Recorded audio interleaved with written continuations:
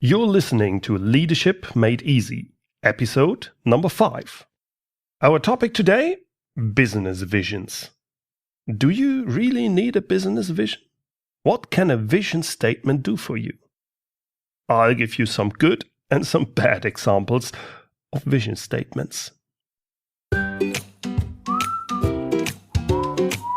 Welcome to Leadership Made Easy. I'm your host, Bernd Gerob, creator of the online leadership platform.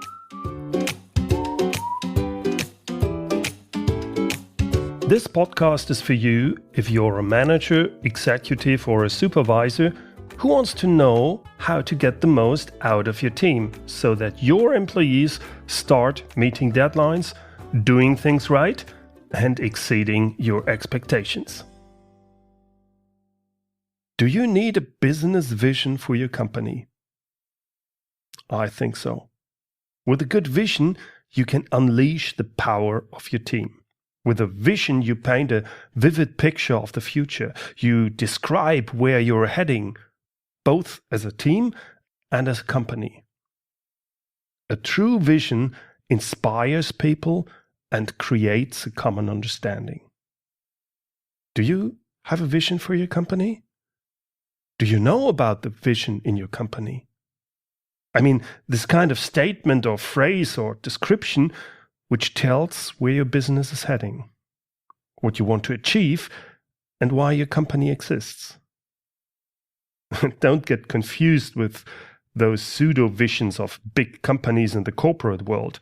Visions like, as a reliable partner for our customers, we count on innovation, creativity, and consistent customer focus, as well as on top performance in all areas.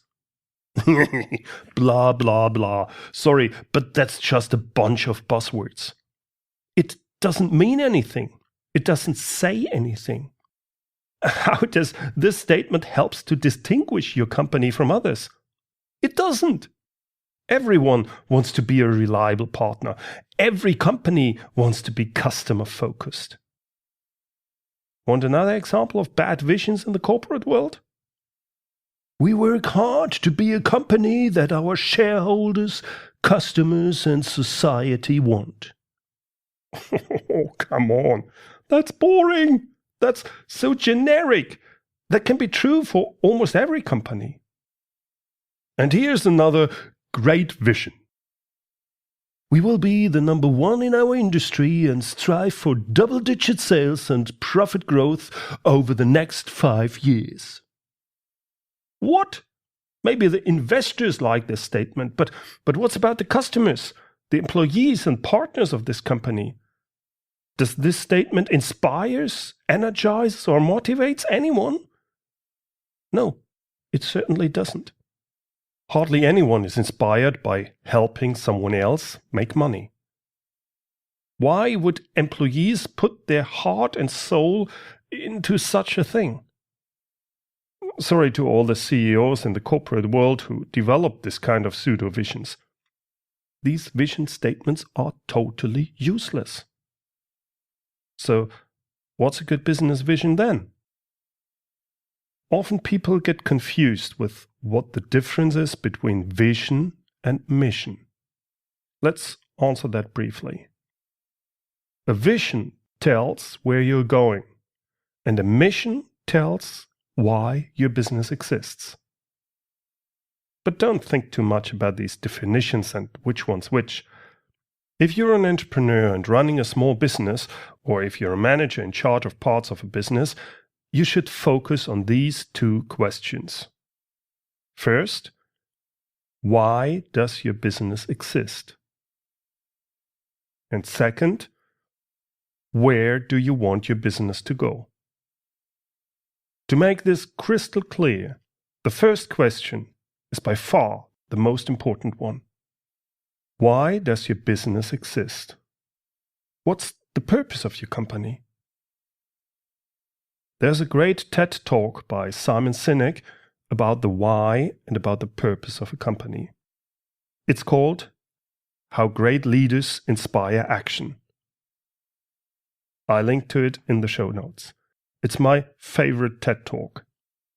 Simon describes in a wonderful, understandable way how great leaders think, act, and communicate, and how important the why is. What makes a well-conceived vision?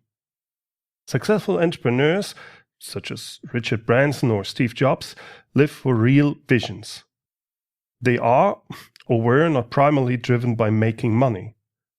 These entrepreneurs are in pursuit of other objectives and visions that are bigger than themselves.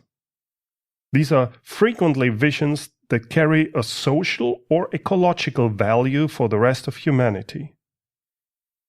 Take Microsoft's first vision as a case in point. Microsoft's revolutionary founding vision in 1975 was, "Our vision is a computer on every desk and in every home." Probably it addressed only a limited number of people back then, but they enthusiastically supported it. They were intrinsically motivated to contribute to this vision, a vision which was viewed by these people as socially relevant. Here are some other examples of great visions. The company Scooter, for example. Our vision is to provide freedom and independence to people with limited mobility. Or Wikipedia. Imagine a world in which every single person is given free access to the sum of all human knowledge. Just by listening to these visions, you can hear the difference to those pseudo-visions. If an entrepreneur or company have a true vision, then they ultimately pursuing an objective that is larger than themselves. The business owner isn't just working to satisfy his ego, and the company doesn't purely exist to earn money. A true vision shows that the entrepreneur or the company strive to solve a meaningful problem. It's not about money. It's about solving a problem which makes the world a better place, which helps people. And that'll inspire other people.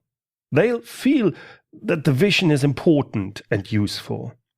And that's why they want to support this vision and be part of it as an employee, as a customer, or as a supplier.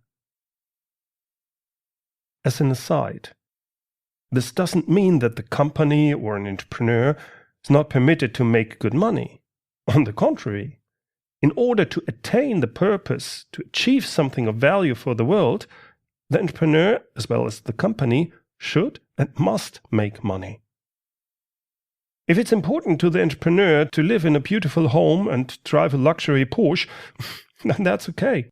It may be necessary for him to be satisfied and content.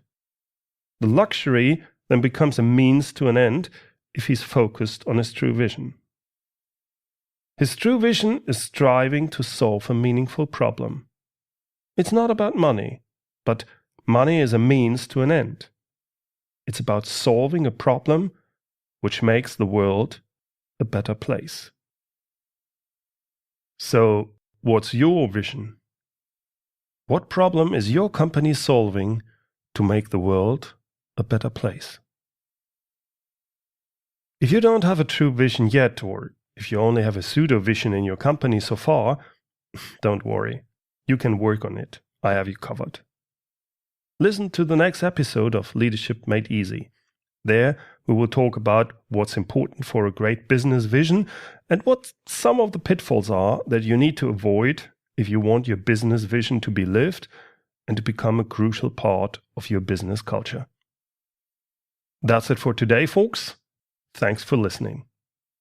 You'll find the show notes of this episode by going to berndgerob.com/episode 005. Are you ready to become the leader you've always wanted to be? Subscribe to my leadership community of like-minded leaders and managers and get regular advice, tips, and inspiration. Just go to berndgerob.com/subscribe. We finish every episode with an inspiring quote. Today, it comes from Antoine de Saint-Exupéry. If you want to build a ship, don't herd people together to collect wood and don't assign them tasks and work, but rather teach them to long for the endless immensity of the sea.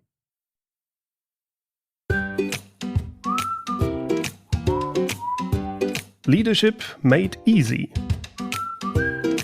This podcast is for you if you're a manager, executive, or a supervisor who wants to know what really works in management and leadership.